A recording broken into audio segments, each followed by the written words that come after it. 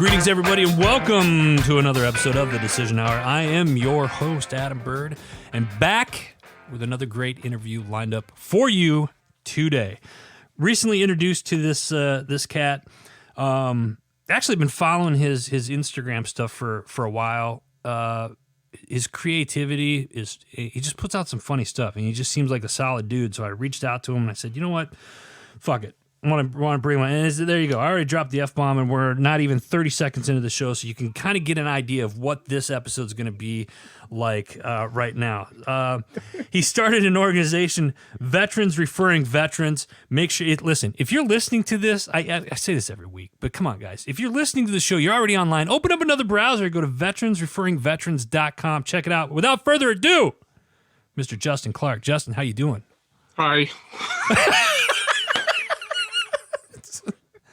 And that's it, show. That's all the time we have today, we'll folks. See you. We'll see you, man. Thanks for having me.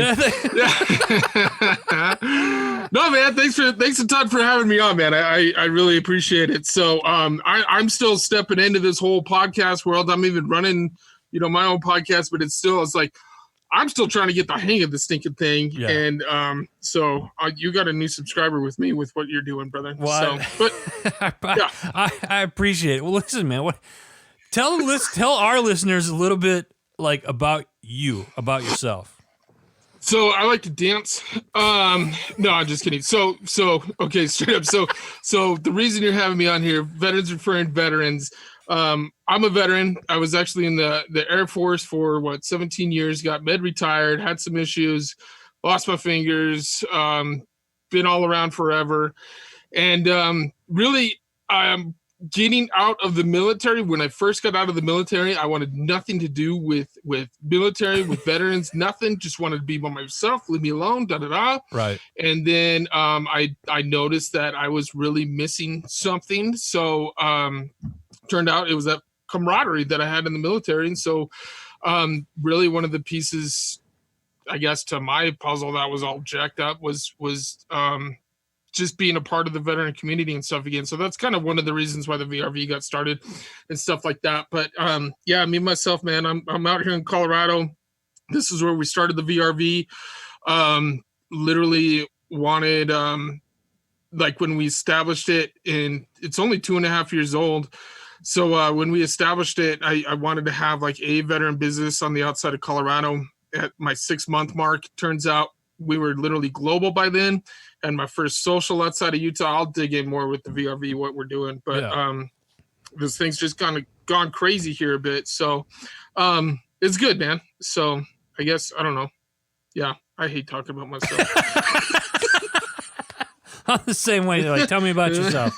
I like long walks on the beach and sometimes in the forest on moonless nights. All right, that got dark. Let me ask you this, man. You mentioned, getting out, you kind of miss that camaraderie, and I get that. I've been out, 12 years. See how I know your army? Yeah, and it was 1, 5. I guess it could be worse. I don't eat crayons. But you missed the camaraderie, and I totally get that. But what prompted the VRV side of it? Did you wake up one morning and you're like, oh my God, I got a great idea. We're gonna create a directory and we're just gonna promote other people's stuff, and this is what we're gonna do. So there was a couple issues or a couple of things that went into it. One is, so when I got med retired, so I lost my fingers in 2004, right? They tried in Iraq on my birthday. Happy birthday. Yeah. It was how many fingers did you lose? Did you all of them? Just the tips of 2, just the tip. Oh, okay. So check this out. I don't know if this is going to be on thing, but so I got raising the bar. So, do you remember those? Are you? Yeah. I was folks. Let me explain what's going on right now. It won't be video. He's showing me the tips, and all I can think of is Kingpin or something. He's got to be a great bowler, right? No. It's freaking Scary Movie. So totally. It's like Nubs comes to exactly. Mind. Yeah, exactly. Yeah. So he's missing the top part of a couple fingers. Yeah, the first joints on my middle 2 fingers. Right. I had a 370 tank. Where is it? Well, it doesn't matter. Your viewers can't see it anyways. But basically, I was an F-16 crew chief, mechanic, general mechanic on the F-16s. We were over in Iraq in 2004, first active duty F-16 squadron over there. It was funny because they're like, thinking Air Force. They're like, oh, you're never going to get shot at or blah, blah, blah, blah, blah, bullshit. We were at Balad, which is 30 miles north of Baghdad. Right. They called it Mortaridaville. Right. So we had a lot of fun, I guess you could say, a lot of good experiences, good and bad. But I ended up lobbing off my fingers and kind of clean off the first one. I don't know if you've seen Spaceballs. Yeah. Like my pointer finger here got flattened out, like when old boy's foot gets caught under the statue and it squishes down. But it didn't break a bone, but it cut these ones clean off. That's such a great reference. It's what it looked like. And then my ring finger on my right hand, it actually had a little bit of bone in it. And they ended up having to shave that down, literally like using a Dremel tool, and then ship me off. There's a whole big, giant, long story with me getting back. Absolutely incredible experience from seeing that side of the war, right. The HVAC process, the camaraderie over there was like, you can't beat it, man. Just absolutely, like, no matter what, like CNN, Fox News, whoever could try to do a documentary on it, they'll never capture it. Long Stool, absolutely incredible. But I didn't get surgery till like a month and a half later on my fingers and blah, blah, blah. And that leads into a whole nother story. But anyways, so getting to where this whole came from, I don't know why I went off. And this is all on your birthday. I mean, nothing screams like happy birthday than like, hey, I'm going to just shave the top part of my fingers off for the first. Do you know what's cool? Do you know what's funny? So I got to tell you this. So September 11th over there, we got fucking rocked, right? We got rocked all day. We had Brian Colfage. You can look up his name. I don't know if you've seen that We Build the Wall thing where they were trying to do that private funding. Yeah. So I was there when he got rocked. Right. So he lost his arm and his legs.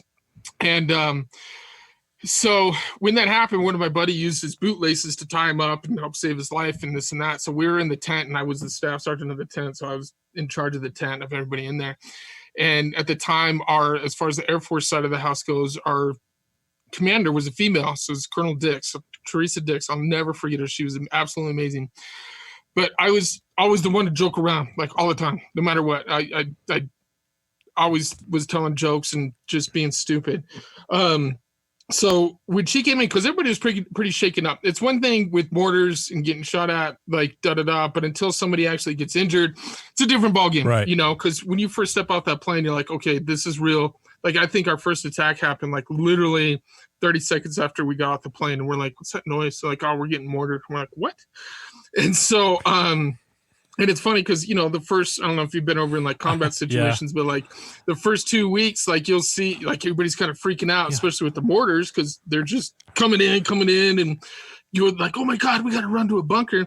It's seriously like the 2 week mark. All of a sudden you're like, fuck it. They come in. If it gets me, it gets me. It's my day to die. It's like a horrible mentality, but it's what happens. You over already there. Don't care. Like the mortars are no joke. It's when you hear them, you're safe. Yeah. But but anyways, so that night she came into our tent to check on us to see because obviously there was a lot going on. And she was like, hey, wanted to make sure you guys are doing good, say thank you for helping save his life, da da da da da. And she was in there with this first sergeant. This first sergeant was out of the guard, right? Really good guy, but different mentality from how it is active duty and guard. So anyways, she comes in, she's like, well, what's everybody's names? I was like, well, that's Sergeant Buckholz, that's Sergeant Kent, that's Sergeant. She's like, no, what's your first name? So I was like, oh, all right, Air Force, And so I was like, that's Brian, that's Mark, that's Dave. And I'm coming around the corner, I'm looking at me, and the first sergeant's like, and I was like, I'm Tyrone, and that's Ted over there, whatever, I forgot. She's looking at me, she's like, Tyrone. And I was like, yeah, oh, I'm sorry. I was like, the lights are on, my bad. I was like, I'm Justin, right? So then the shirt's looking at me like, you stupid idiot. Like, what are you doing? So from them, it was good because it kind of lightened the situation a bit. Right. We totally opened up and we were joking around. So from that point on, she would always call me out. She's like, "Where's Tyrone? Where's Tyrone now?" Like, we'll do whatever, like wherever we were at. She was always calling me out. So then I lost my fingers at 2 a.m. on November 1st, 2004, right? So sorry, I had to take a drink. So lost my fingers, word gets out, and I was in charge of the crew that night too. So I told my guys, I grabbed tech wipes. I was like, hey, get the bobtail going, grab my fingers. Like, I won't get too deep into that story, but anyways, we rolled out. It was that morning, all of a sudden the colonel comes in, like to the oh my gosh, the facility I'm forgetting the name of the facility. Basically, the hospital over there is literally like 2 tents. Now it's called Heroes Highway. They got all these huge tents, and it's crazy. Well, after my ordeal, but anyways, I can't believe I forget the name of it.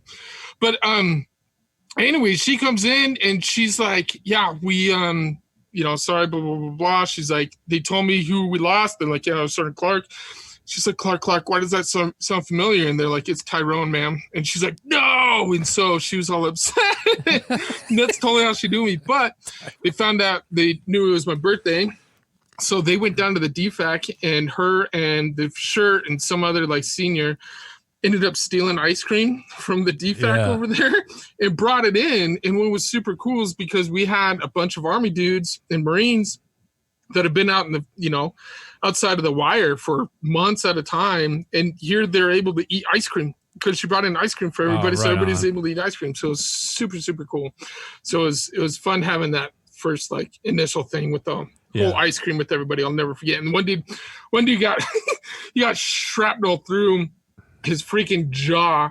So his like right below his left ear was like blown out. And he was still just trying to scoop ice cream and scrape it off of what he could into the inside of his mouth. Going over in a combat situation changes you, and you experiencing stuff like that is definitely life changing. That's really all you can say. But it's good and bad. You see the bad, but also, like, I kid you not, every freaking day I wake up and I'm looking out at these gorgeous mountains right now. And guess what? I can go stand out on my deck. Yeah. I can go into my backyard and I don't have to worry about getting shot at. I don't have to get worried mortared. Yeah. It gives you appreciation, a different type of appreciation on life. Yeah. Yeah. 100%. Yeah. 100%. So it's like every day is a freaking blessing. You know what I mean? Oh, absolutely, man. And so many people are like, "Oh, you lost your fingers. Oh my God." No, it's good. Like it's who I am now. Yeah. Like, and it gave me that experience because so many people would, like, it's good to experience for the right reasons. But it's not because, obviously I saw some people that were severely injured. We had a Marine on our HVAC plane out of there. They had to remove the whole top half of his skull because of the freaking shrapnel that was up in there. So the C-17, right? The C-17 was like brand new. It's a flying freaking hospital. And the severely injured were on like missing arms and missing legs, and back issues were on stretchers, basically like 3 rows high. Yep. Yeah, so we were on the cargo nets that were on the side of this thing. So we had probably about 6 inches of room to like move around. Otherwise, it was super tight. So we had these guys racked up, and then on the other side, they had the other litters over there too. But then they had 2 Army guys and 1 Marine, all on basically ICU units, and there was 2 full-bird colonels and 2 majors constantly on them. And then we had one of their family members that was over there with us because they thought, he was going to pass. And so they were flying back. And this is going from Longstool to, what was it? Was it Andrews? I think it was Andrews. But, so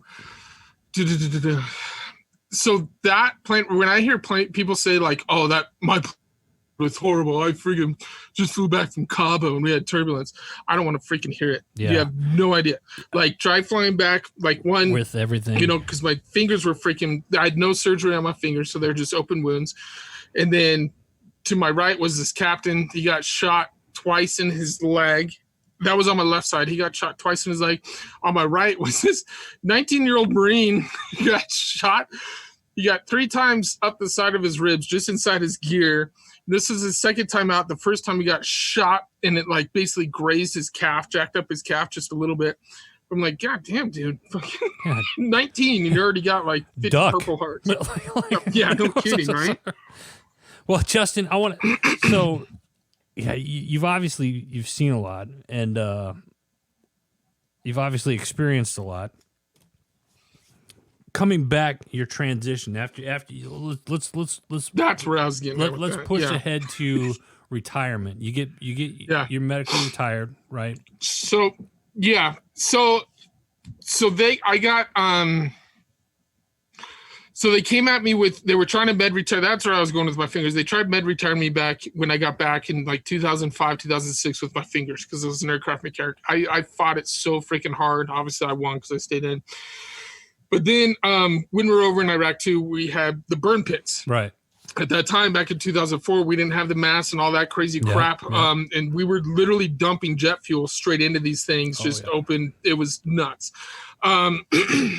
Smoke all the time, blah, blah, blah, blah. Didn't think of it. It's wartime. We're getting shot. We need to dump this, get out of there, because I was over by Sniper Alley. Right. So anyways, fast forward to, I was stationed out in California, started hacking up crap, man, like nasty, like horrible issue. Then I started having like bowel issues. Ended up coming down with Crohn's disease and COPD. So, and right away the doctor was like, and it was so weird because they're both like an instant onslaught. It wasn't like gradually something's like, hey, something's kind of weird. I should go get checked out. No, it was just like, boom, here we go.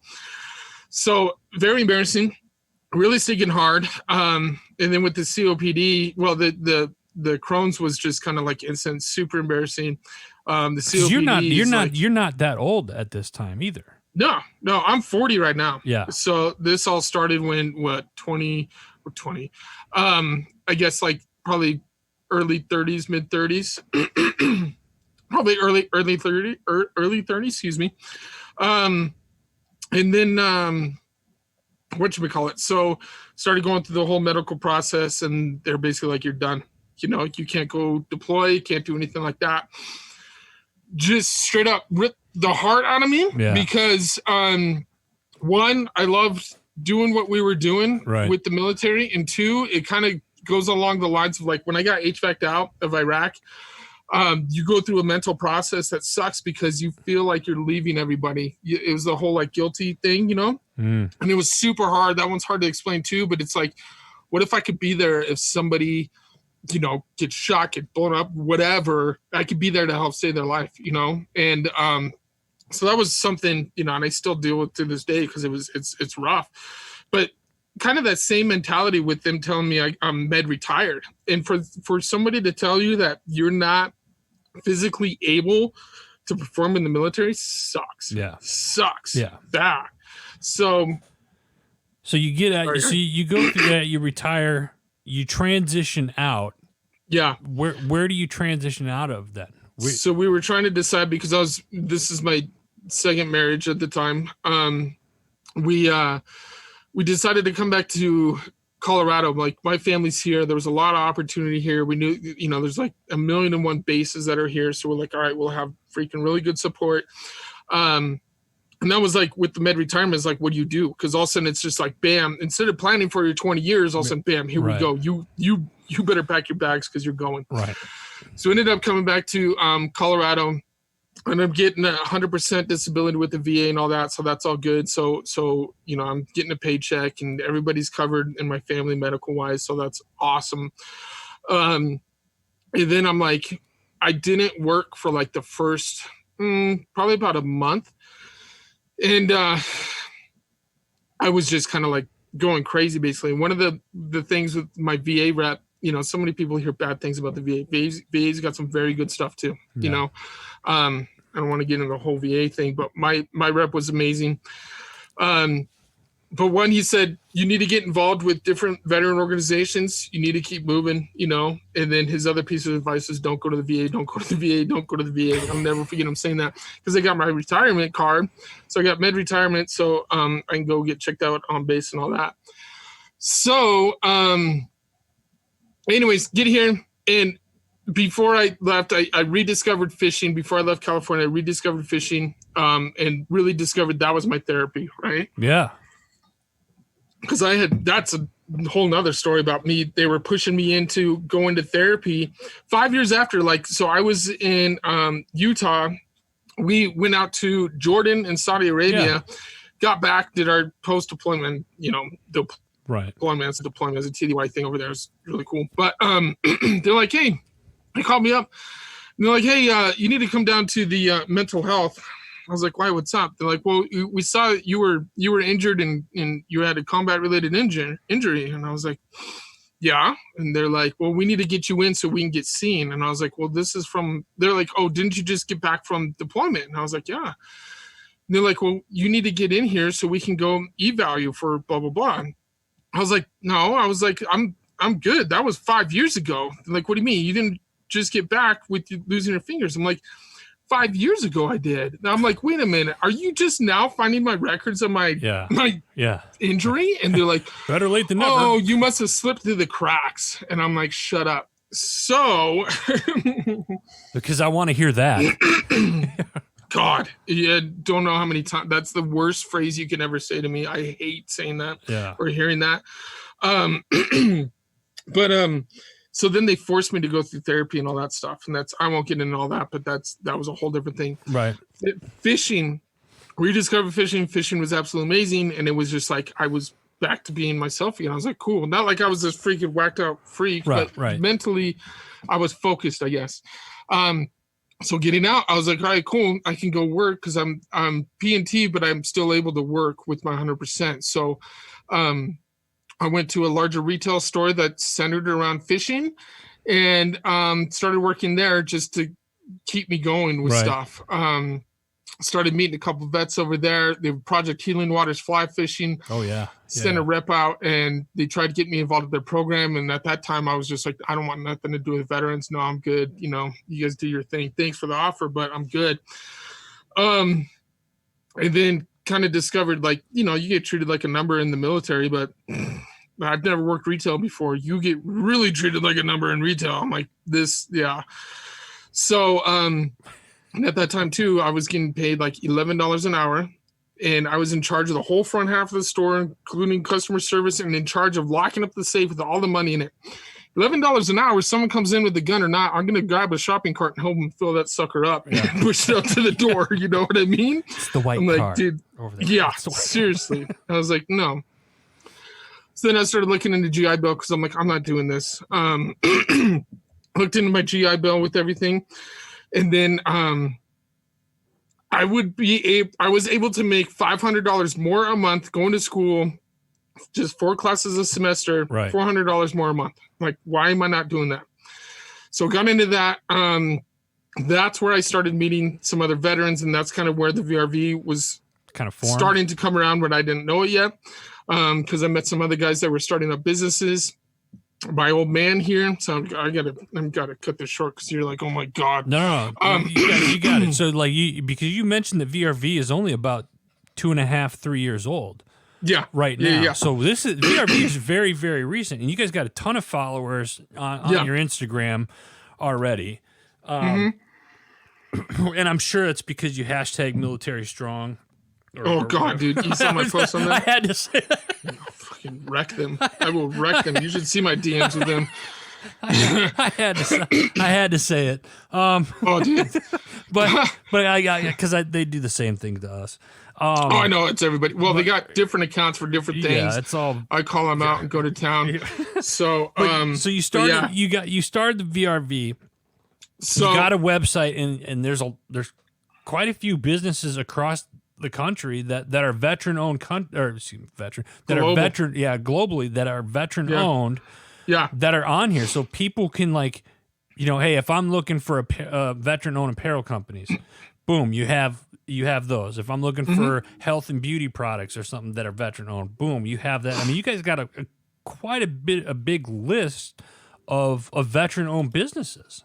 From laser engravers to lawyers to, I just pushed out a dude that does hemorrhoid cream. I saw. I reached out to him and I was just like, yeah, I love the name. I'm following this. You're freaking amazing, dude. I love it. But it was, so one of the things was like, so back to the thing, I'm telling you, I'm right at the end, I promise.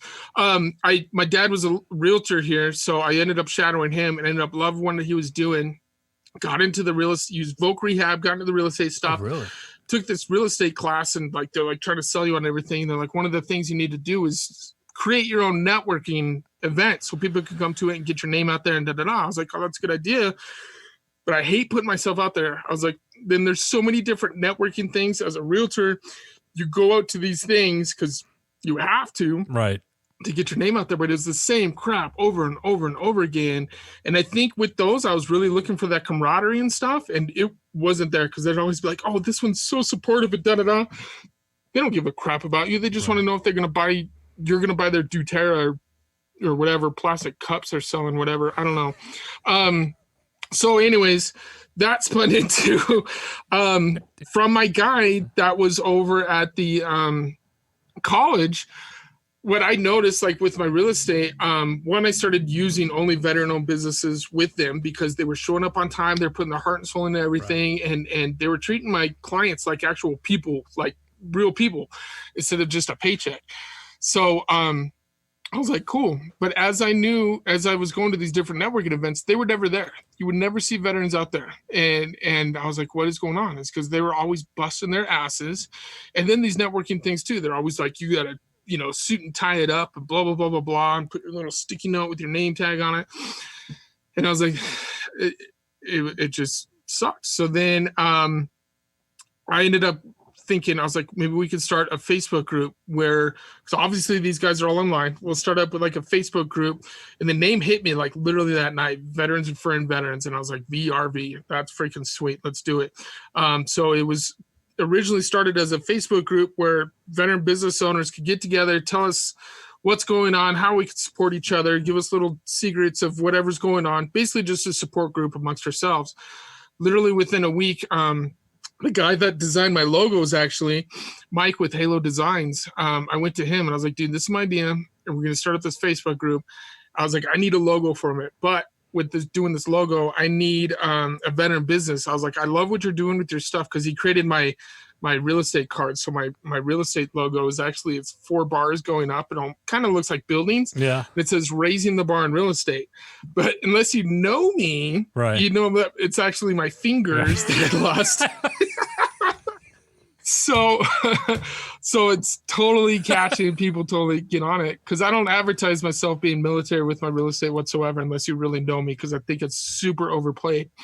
But I told him what we're doing, and he's like, dude, I was like, so I need a veteran graphic designer. He's like, bro, I'm one. He's like, I did freaking 10 years in the Air Force. He was like in NORAD forever. And I was like, dude, I had no idea. I've known you for like 5 years. I had no idea you're military. He's like, yeah, I don't really like putting it out there. Right. But he's like, I love what you're doing and I'd love to be a part of it. But he's like, why are you going to lock it down just to veteran business owners only? Because other people are going to want to support. So then that sparked up the other idea, which we rolled into now. So I am establishing the veteransreferringveterans.com website. I wanted to create it more because it's similar to like Angie's List, but different in the sense that you don't have to jump through hoops to find out what businesses you're looking for.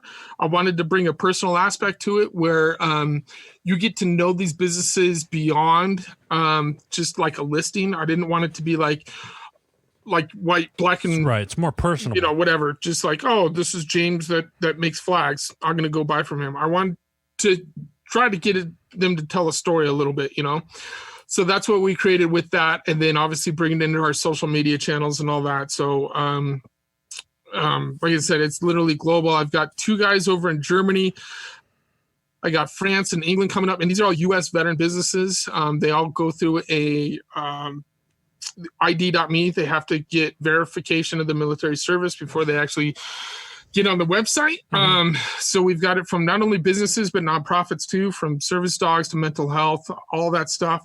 And it's been absolutely incredible. And because we do socials, networking events at different veteran-owned businesses, and I keep it open to everybody because there's obviously a huge disconnect between the veteran or military community and civilian community. Right. But I want to have these open because I want to show, like, one, to highlight this business, bring in other veteran businesses, let them set up tables, booths, whatever they want to do. And it's more along the lines of like a social where it's just super laid back. But I want to showcase what we're doing positive. Like, we're not there asking for freaking handouts or anything like that. We're wanting you to support us for our small businesses. And then the veteran label is just the cherry on top. So those have been really successful. We were doing them like monthly here in Colorado Springs. Obviously with COVID, we had to wind things down a bit. But at the time, we had already done them out in Pennsylvania. We had 2 out in Pennsylvania. We were in had a Boston, North Carolina, Utah. Where else were we at? We were just in St. Louis a couple months ago. Yeah. But it's been really well received. And the thing is like it's all black and white, man. Like I love what I'm doing with this whole thing because the more I push out the VRV name, the more the businesses get business, that are within the website there. So yeah, it's been quite an adventure so far. What's next? Dance. Now, are we saying dance as in like jazz hands, or are we talking like stripper pole and like the black lights? Like a boy band veteran dance crew. Oh, okay. No, so you're talking about like bringing it down. You have the moves like bringing it down, throwing it out, sliding. I got you. All right, no. I really want the VRV to be like a household name where people know where to seek out not only veteran businesses, but the small businesses within their community to help support them. Right. When they see an event that they know they could bring, their kids, family, whatever to these things, and one, they could check out these products, but then just have I feel weird saying that, just a fun, safe environment where they know, I don't give a crap you've been in combat or not. I frankly don't care if you served in the military or not. You want to come support us? Bring it on. Let's go. Let's have a good time. Yeah. You're creating a positive. Is it safe to say, Justin, that you're creating a positive atmosphere in a negative world? 100%, because I'm so sick of I don't know if you're in our Facebook group, but no, you ready? Here we go. The entitlement factor with veterans, it's driving me up a freaking wall. Like, why did we it's like, I don't know if you saw my stupid TikTok with my freaking video. It's like, I'll send you over the video, but it's like these veterans, like, you didn't sign up to get a free meal at Applebee's once a week or once a year on Veterans Day. You know what I mean? It's like, what if a business doesn't give you a freaking discount because you're a veteran, so what? It's not a big deal, Like I just ordered CBD for my dog from CBD Path, and they were like, "Oh yeah, here's a discount for what you're doing." I didn't use it. I want to support them fully for what they're freaking doing. Right. There's just a lot of, when I got out, I did try to get involved with a couple organizations, military organizations, and all it was centered, there was so much negativity surrounded by it. There's so much entitlement, like, oh, you can go here and get this for free. If you ask for this, you can get this for free. And And there's a point, there's veterans who need this stuff, and that's why these organizations are there. They need this stuff to make their lives better in some way or another. I cannot stand the veterans abusing these nice people for just to get something to put in their freaking garage for whatever. Right. You know what I mean? Right. And I'm probably going to get a lot of crap for that, but it is what it is. It's out there. It's not all veterans, but the thing is I get so many phone calls from veterans that are like, oh, I can't do this. I can't do that. I'm 70% disabled. You don't know what it's like. I'm like, well, I'm 100% disabled, but that doesn't define me. You know, yeah. I'll have my, like right now I'm good. I'll have my bad days or I'm down for a day or two or whatever. But guess what? What can you do? You know what I mean? There's things you can do. And what I love about the VRV is it's showing like stepping stones towards other veterans on super positive things they can be doing in their lives for others. And so I think so many veterans get stuck in this mentality that's just, it's horrible. I mean, like, and I got one guy on here with me. He's got so many damn purple freaking hearts. Like, kid you not, dude's just an absolute riot. And every time I talk to him on the phone, I don't know if it's got bad cell phone reception or it's just his stuttering going nuts.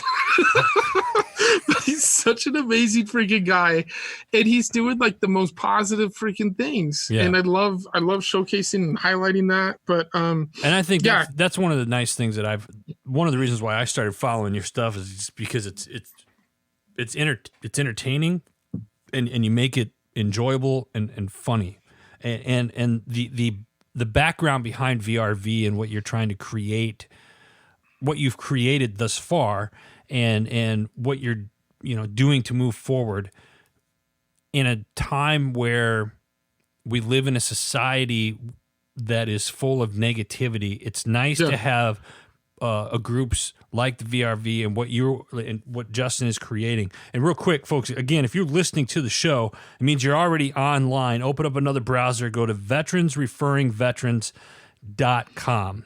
And check that out and support this. Support it. Buy some merch on the website. It's a really cool, kick-ass website. Justin, I got one more question. We're coming up on time. I got to ask this question. You're on a show called The Decision Hour. We make decisions every day. Name a time in your life where your feet were on the line and you had to make that decision.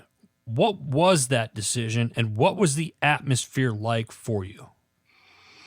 You know what? Honestly, at the time, I would probably make that, I guess, decision again. I guess if you would say it was a decision, leaving my family, and like at the time my daughter was 2 months old, to go to Iraq. If that makes sense. Yeah, sure does. Because at the time it's so hard to leave your family, like with everything that was going on. But I didn't know what I was stepping into, one, with war, but with losing my fingers, the people I met, and everything that came out of that had the domino effect that I had no idea that was going on until I can look back at it here today. Doing that, once again, I would do it 100% over and over and over again. Even though it's, sounds crappy to some people to say or whatever, but it's true. So that really changed my life in more ways than one. And that's, I guess, if that answers your question enough, sure does. There. Yeah. Really doing that with that experience and everybody. So Justin, what before I let you go, what's final thought, final word? What do you want people to know? I think, well, one thing you hit on was with what I'm doing with my videos and breaking the mold. I would say with business owners out there, don't be afraid. Like, it took me a lot to be doing what I'm doing, talking to you right now. I'm doing podcasts, making those stupid TikTok videos. Break the mold with what you're doing. It's funny because you follow me, a lot of people follow me for the humor and stuff like that. And guess what? It's getting to different channels, getting to different eyes, opening up new doors for business owners, for people to, hey, it's not the same thing over and over again with every other stinking business out there. We're doing something different. So I guess don't be afraid to, I guess, truly, like, it sounds cheesy, but follow your dreams and do what you want. Love it. With your business. You know what I mean? Because people will follow you. People will love it. Just because some guy with 2.5 million followers on whatever, Instagram, whatever social media channel, that doesn't mean you have to copy everything he's freaking doing. That's working for him, bringing his personality out. People want to see you. So I guess that's it, man. Really, really just kind of believing in yourself, trusting yourself, have that confidence. If not, you can, because I've got the worst confidence in the freaking world. I'll show it different on social media, but hey, if I can do it, anybody else can do it. Love it. Absolutely love it. Yeah. Folks, that is all the time that we have today. Big shout out to Justin Clark. Veteransreferringveterans.com. Go check it out. Also, we got to give a shout out to our parent company, Heroes Media Group. Go check out all the podcast shows. what they're offering. And if you want to become part of the HMG family, go to heroesmediagroup.com. Until next time, you've been listening to The Decision Hour.